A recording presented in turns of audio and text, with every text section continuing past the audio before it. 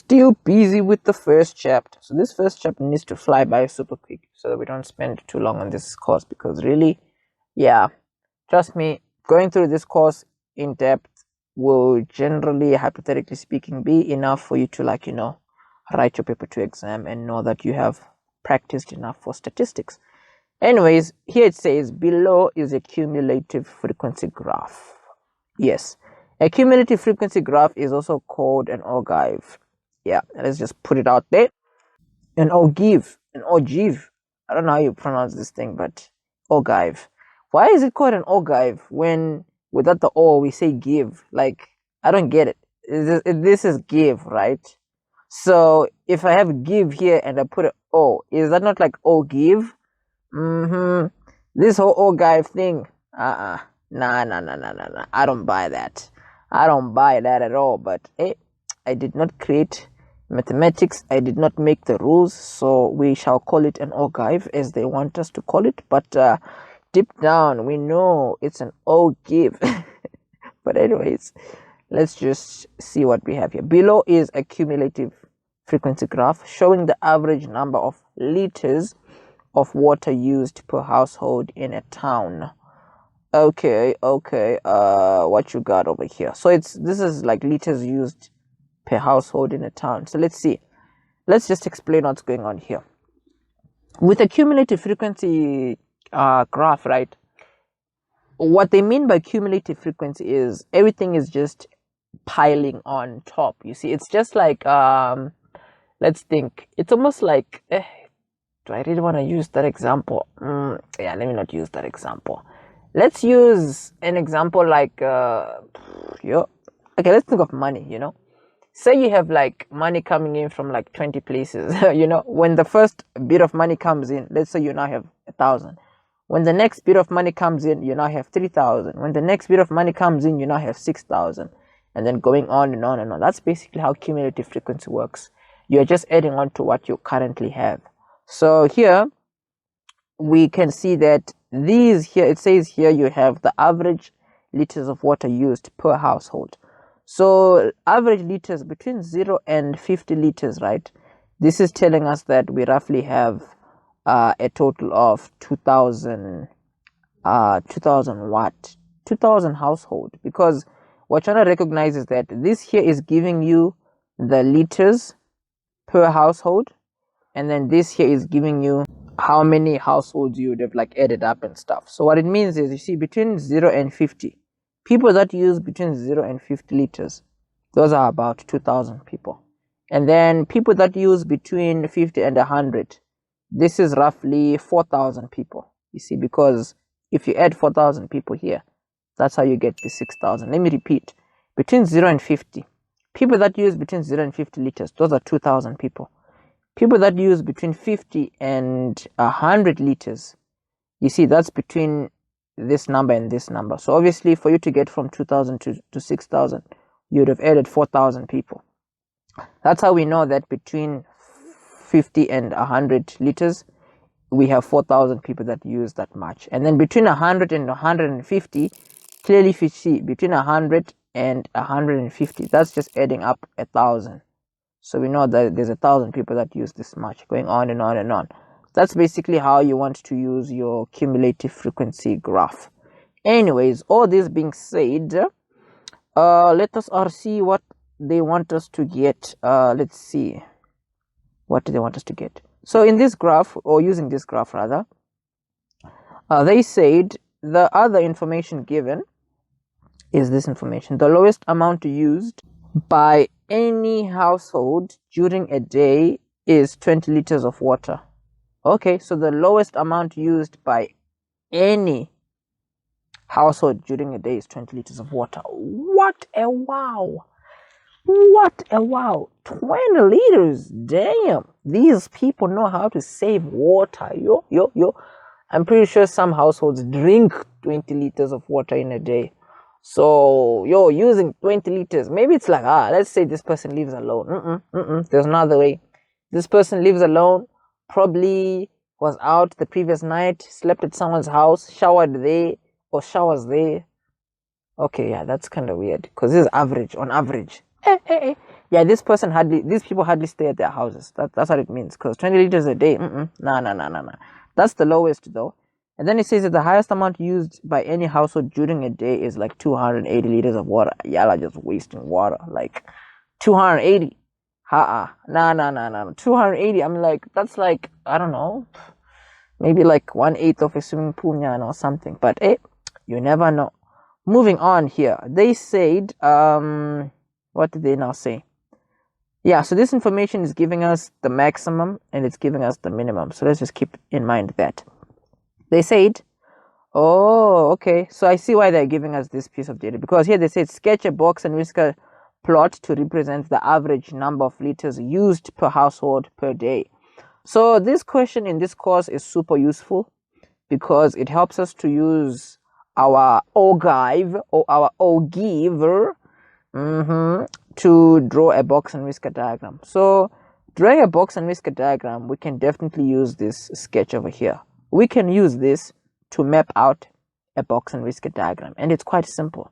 And this is how you do it. So here it says sketch a box and whisker diagram to represent the average number of liters used per household per day. So what we need to take note of is the number of liters per household per day.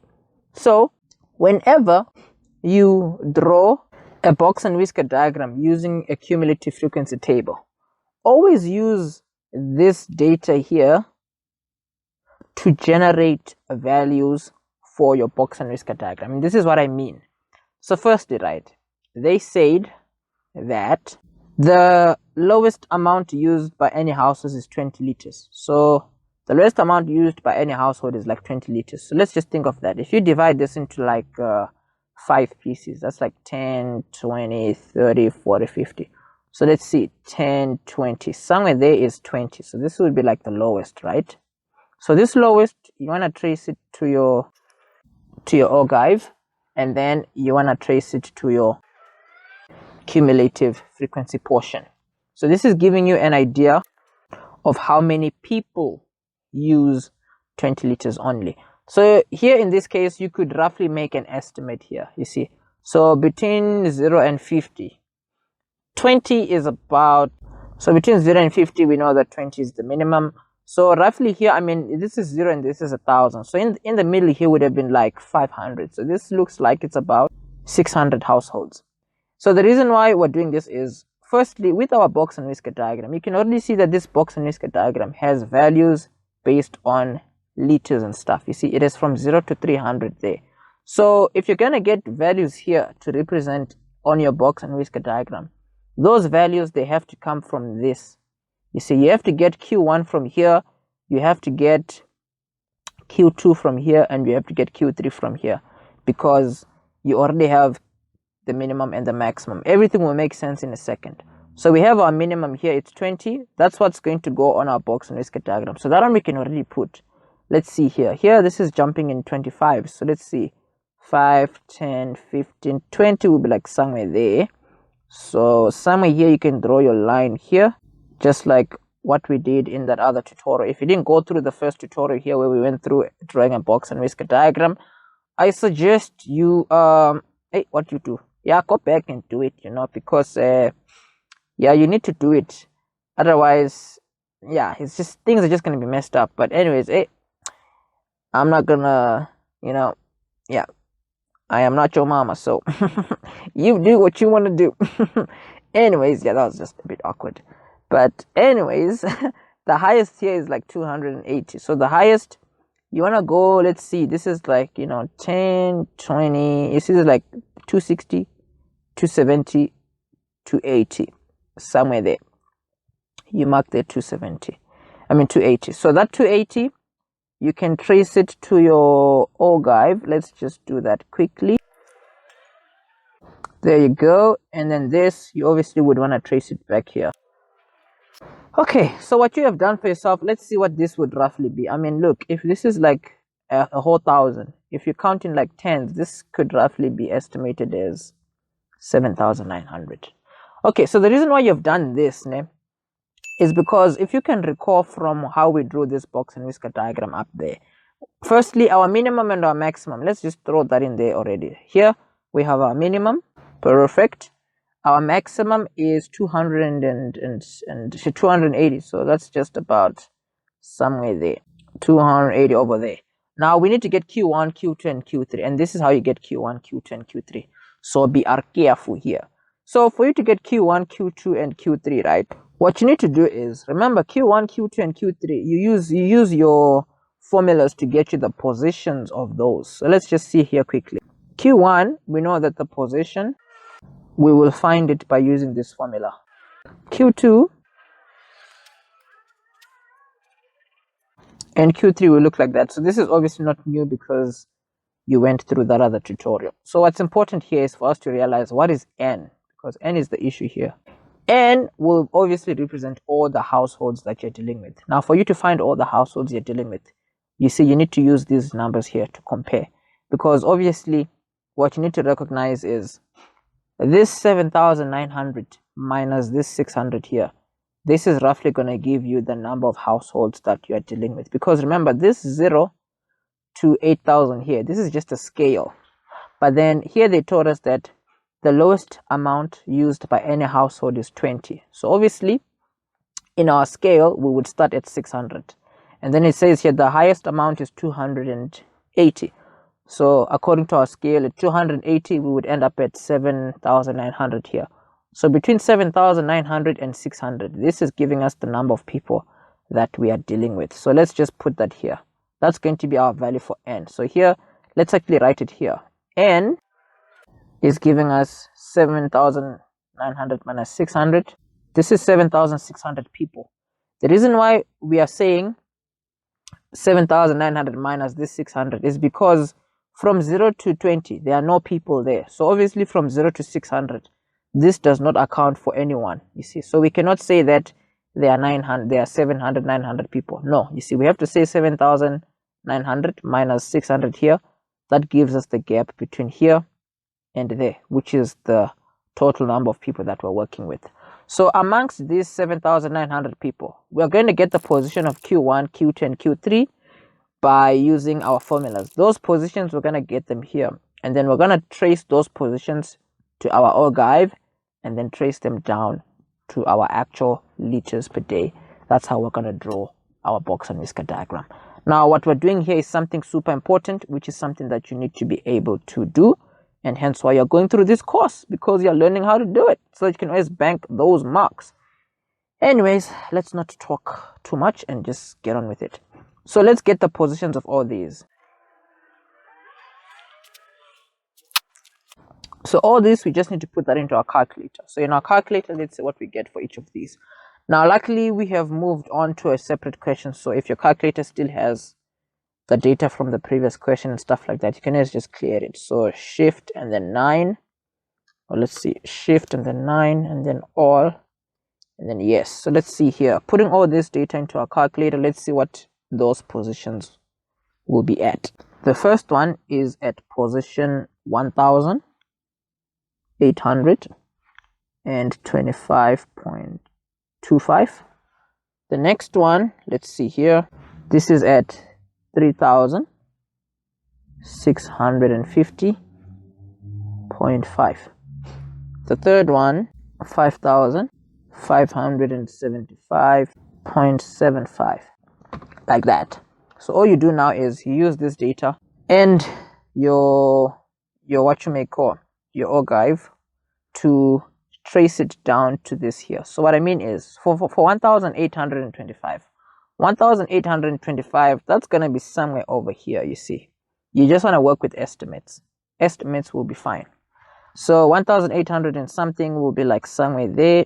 If you trace this to your ogive, you're going to land somewhere there, and then you want to trace it down to the number of liters. So if you look, you see this is like 10, 20, 30, 40. This, you can look at it as like 45 or something. Yeah, 45 seems roughly accurate. So that's what Q1 can be.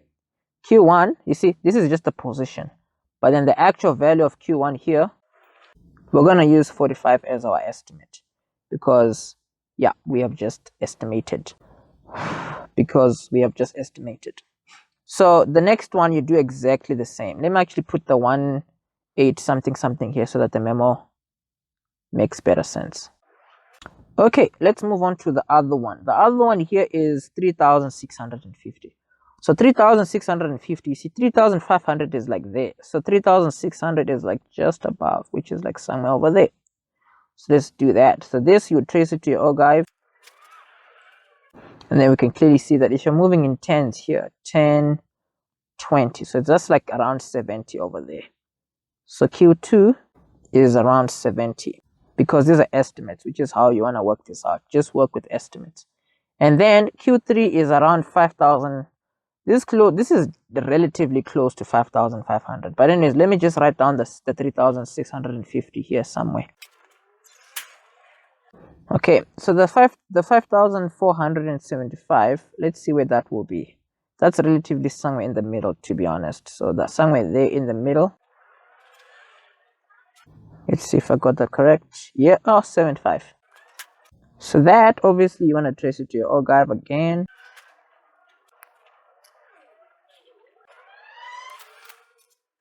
Now, the odd thing with this is it looks super duper strange.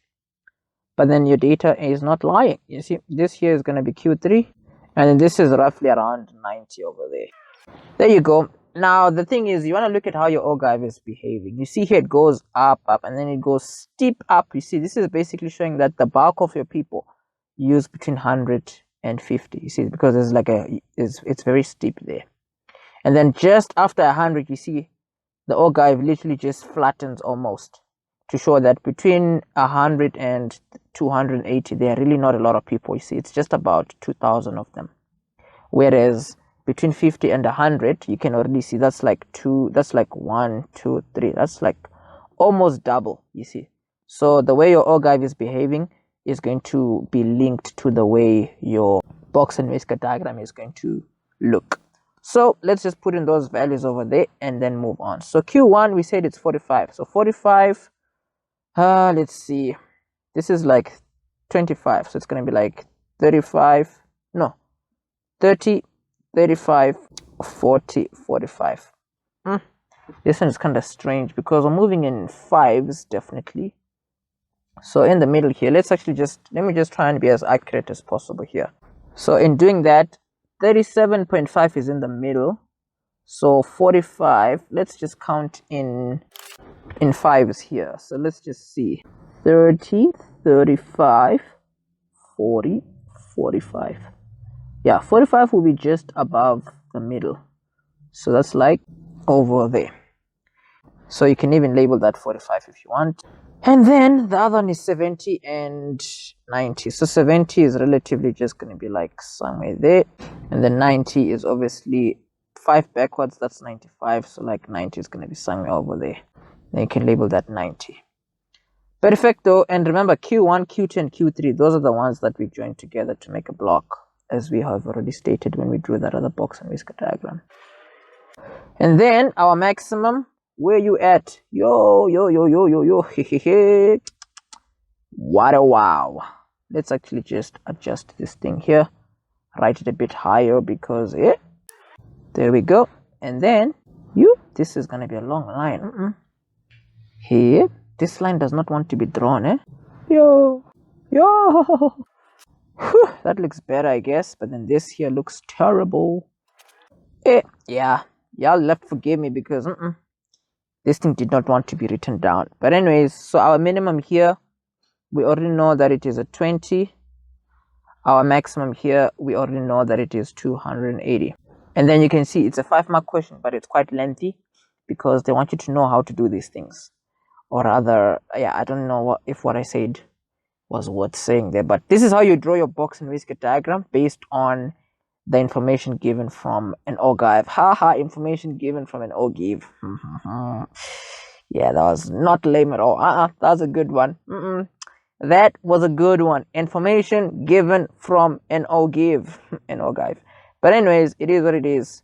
And that's that with this kind of a question. You will get your 5 marks. So clearly, these kinds of questions in an exam, you don't want to go in there blank because you're just going to waste your time. So you might as well move on. But then now that you've gone through this, you now know what to do in the exam for you to properly draw a box and whisker diagram and get all your marks. So let us move on to the next tutorial within this statistics course.